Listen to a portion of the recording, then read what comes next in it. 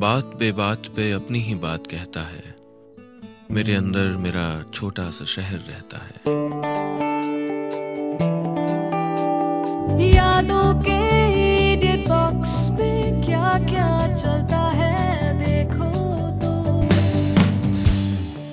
दोस्तों 92.7 big FM पे आप सुन रहे हैं यादों का idiot box with Nilesh Mishra, जिसमें रोज 35 शहरों में मैं आपको सुनाता हूं याद शहर नाम के एक काल्पनिक इमेजिनरी शहर की अपनी लिखी हुई कहानियां और अपने गीतों की डायरी से कुछ गीत, कुछ मैंने लिखे हैं, कुछ मुझसे बहुत बेहतर साथी शायरों ने।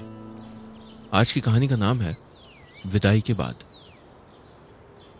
पता नहीं कौन सा वो लम्हा होता होगा जब एक लड़की शादीशुदा महसूस करने लगती होगी। बारात आ गई, बारात आ गई, ये आवाज सुन के, या जयमाल के वक्त, या फिर यज्ञ की वेदी के सामने बैठ के फेरे शुरू होने का इंतजार करते हुए। जाने कब एक लड़की एक ब्याहता जैसा महसूस करने लग जाती है। शायद मैंने मन की उस दहलीज को तब पार किया था जब मैं उस गेस्ट हाउस की लॉबी में खड़ी थी जहां शादी हुई थी, और सामने करीब 10 मीटर दूर फूलों से सजी एक लाल रंग की गाड़ी खड़ी थी। ये था मेरा उड़न खटोला जो मुझे एक नई दुनिया में ले जाने वाला था। मैं तो अपनी बचपन से अब तक सहेजी दुनिया को छोड़ के जा रही थी, एक अनजान आदमी के साथ, उसके घर में रहने, उसके घर को अपना घर कहने, उसकी माँ को अपनी माँ जैसा आदर देने। ये कैसी नियति। लेकिन कुछ नया तो नहीं करने जा रही थी मैं। लाखों लड़कियां आए दिन यही करती है ना हिंदुस्तान में।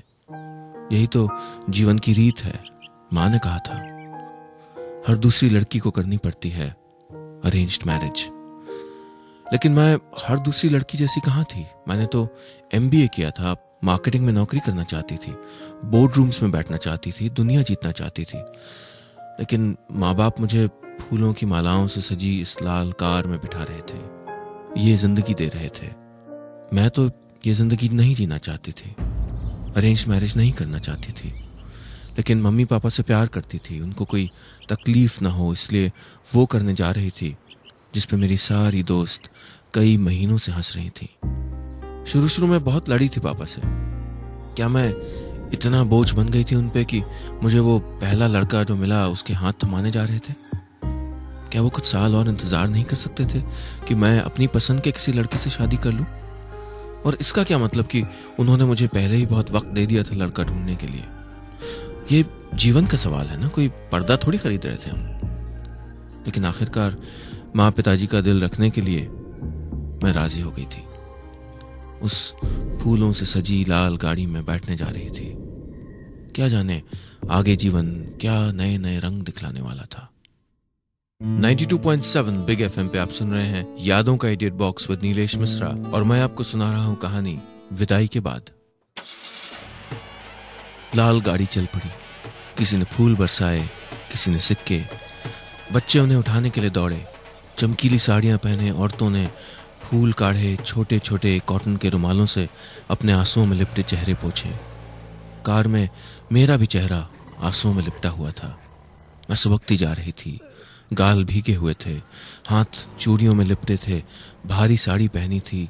मेरा रुमाल पर्स में था, पर्स एक बड़े से बैग में कहीं था। अचानक मेरी झुकी झुकी आंखों के सामने एक बड़ा सा जेंट्स रुमाल आ गया और मेरे हस्बैंड का हाथ। मैंने झिझकते हुए उसे ले लिया।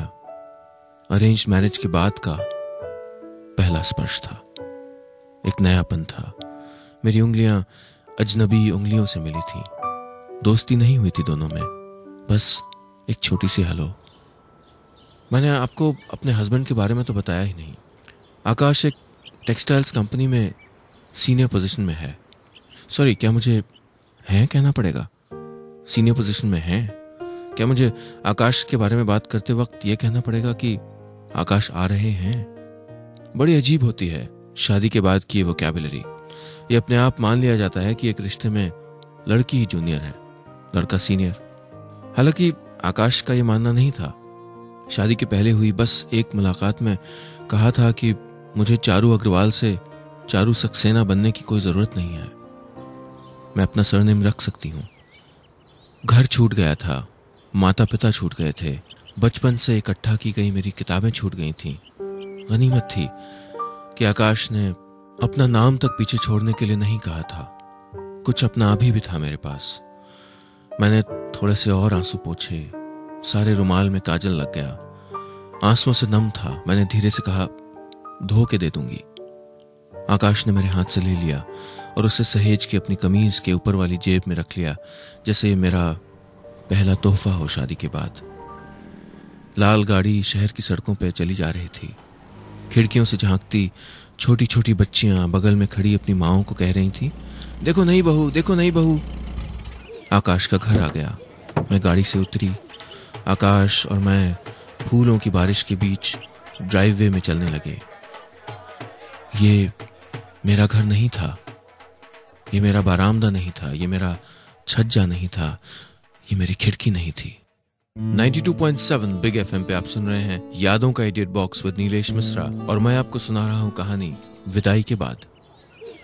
मैं ब्याहता बन के अपने नए घर आ गई थी, लेकिन अभी शादी की रस्में पूरी नहीं हुई थी। एक नौकरानी आई, हमारी नजर उतारी गई और उसे न्योछावर के पैसे दिए गए। मेरी आंखों में नींद भरी थी। रात भर 1 मिनट नहीं सोई थी। उससे पहले भी कई दिन से घर पे हुड़दंग मचा रहता था। देर देर रात तक ढोलक पे गाने चलते रहते थे।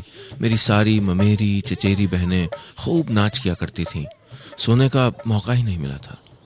जी कर रहा था जैसे इस अनजान घर के किसी अनजान कोने में जाके एक गहरी गहरी नींद में सो जाऊं और जब उठूं तो सब कुछ वैसा ही हो जैसा छोड़ के आई थी।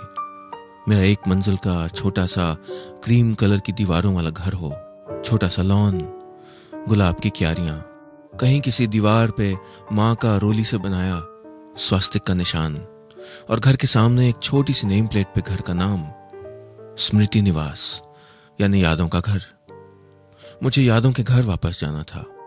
औरतें ढोलक पे बहू का स्वागत करने के लिए गीत गा रही थीं। बच्चे हंस रहे थे। आकाश की बहन और कजिन्स दरवाजा रोके खड़ी थीं। रस्म के हिसाब से घर के अंदर घुसने देने के लिए नेक यानी पैसे मांग रही थीं। फिर दूल्हा दुल्हन के कुछ खेल होने वाले थे। एक बड़े से थाल में एक अंगूठी डाल दी गई थी। ऊपर फूल तैर रहे थे और नीचे सफेद पानी में कुछ नहीं दिख रहा था। हम दोनों ने हाथ डाले। अंगूठी सबसे पहले ढूंढनी थी। दोनों हाथ तेजी से पानी के अंदर चलने लगे। कमरे में आकाश के लिए भयानक चीयरिंग चल रही थी। पहली बार मैं इतना अकेला महसूस कर रही थी, जैसे एक जरा सा रस्म निभाने वाला खेल नहीं, कोई युद्ध हो और मैं आकाश के खानदान की सेना के सामने अकेली खड़ी हूं। उन सब के सामने जो चाहते थे कि मैं हार जाऊं। शोर में एक पल के लिए जो गुम हो गया था, वो अकेलापन फिर सामने बैठ के हंस रहा था। अचानक मैंने महसूस किया पानी के नीचे आकाश के हाथ से अंगूठी टकराई और उनकी मुट्ठी में आ गई। हमारे चारों ओर शोर चल रहा था, कम ऑन आकाश भैया, कम ऑन आकाश चाचा। आधे सेकंड के बाद आकाश ने अंगूठी छोड़ दी। मैंने थाम ली। मैंने जैसे ही हाथ निकाला, मैं विनर डिक्लेयर कर दी गई। आकाश जानबूझ के हार गए थे। 92.7 बिग एफएम पे आप सुन रहे हैं यादों का idiot box with Nilesh Mishra और मैं आपको सुना रहा हूं कहानी विदाई के बाद। मेहंदी लगे हाथों से एड़ियों के बल खड़े होके मैंने दरवाजे की सिटकनी बंद की। सुबह से पहली बार चूड़ियां इतनी जोर से खनक गई थीं। सुबह से पहली बार मैं भीड़ से दूर थी। मैंने चारों ओर देखा। ये था वो कमरा जो मेरा नया घर था। सामने दीवार पे एक पुरानी ग्रैंडफादर्स क्लॉक थी, वैसी ही जैसी मुझे बहुत पसंद आती थी। पर्दे ज्यादा अच्छे नहीं थे, शायद मेरे आने और उन्हें इस कोने में रखे लकड़ी के बक्से में रखने का इंतजार कर रहे थे। एक ड्रेसिंग टेबल थी, एक डबल बेड। मैं बिस्तर पर जाके थक के लेट गई। पंखा धीरे धीरे चल रहा था।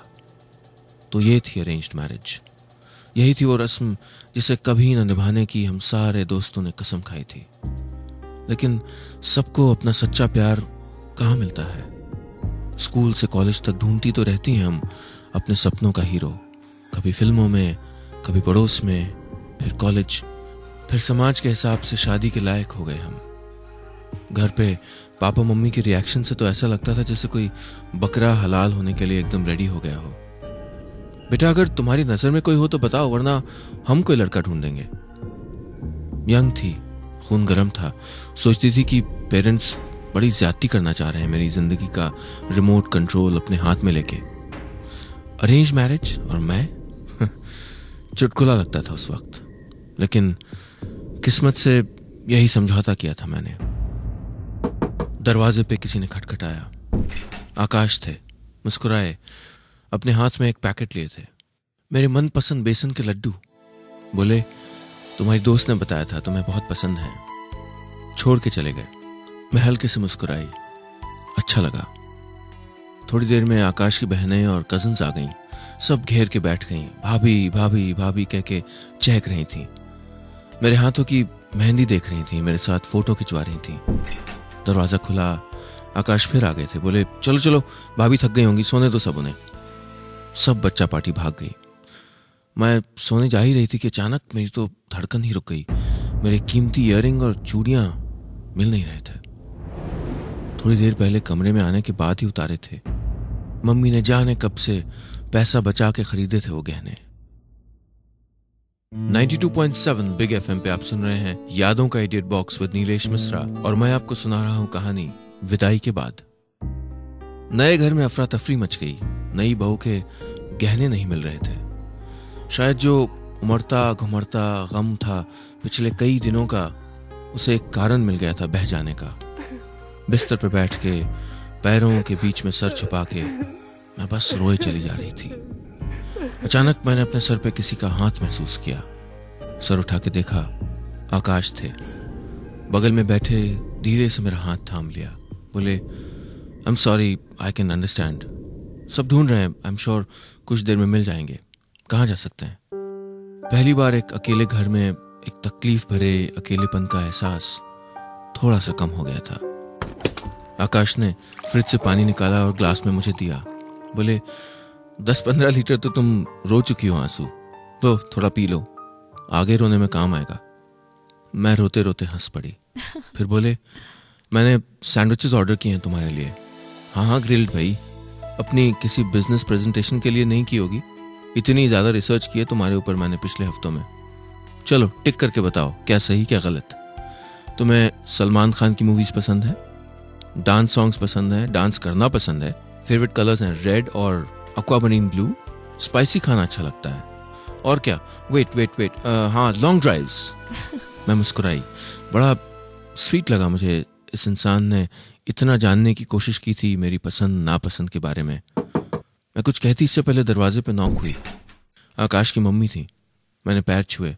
वो गुस्से में थी। बोली बेटा तुम्हें थोड़ा केयरफुल रहना चाहिए ना, ये जेवर कहाँ रख दिए तुमने? अब लोग तो यही कहेंगे कि सक्सेना जी के यहाँ बहू आई और गहने चोरी हो गए।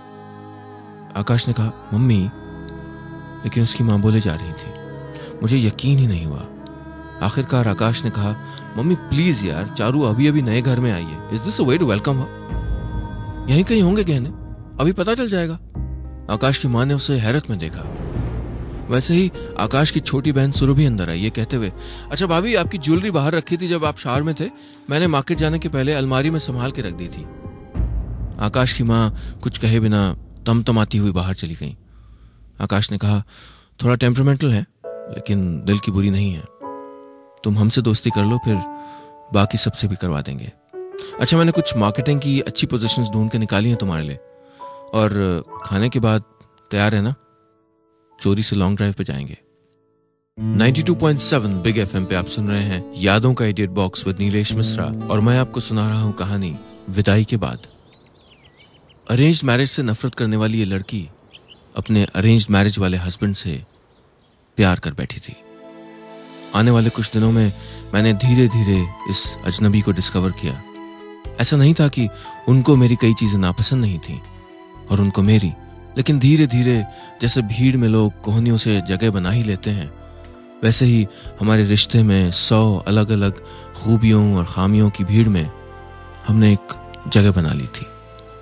जब मम्मी पापा ने मेरी शादी की थी तो मैं सोचती थी मैं तो सिर्फ ड्यूटी कर रही हूँ अरेंज्ड मैरिज करके, मेरी खुशी तो स्वाहा हो गई है।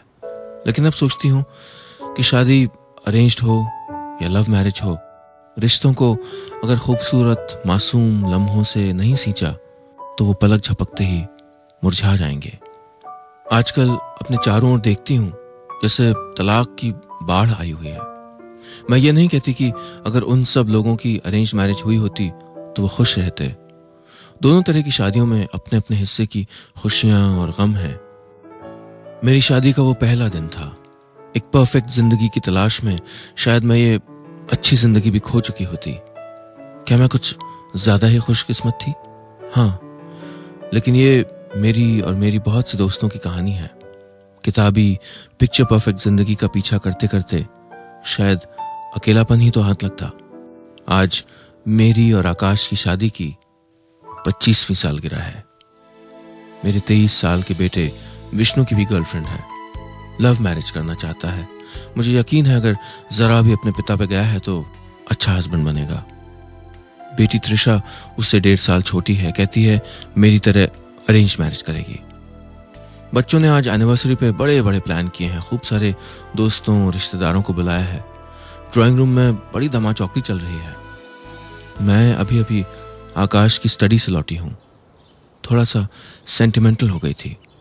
उन्होंने मुझे एनिवर्सरी गिफ्ट जो दिया है, एक बड़ा सा जेंट्स रुमाल जो उन्होंने आज तक संभाल के रखा था, जिसको देते हुए पहली बार उनकी और मेरी उंगलियां छू गई थी, जिस पे 25 साल पहले एक नई ब्याही बहू के विदा होने के बाद बहाए गए आंसुओं का नमक था और ढेर सारा घुला हुआ काजल।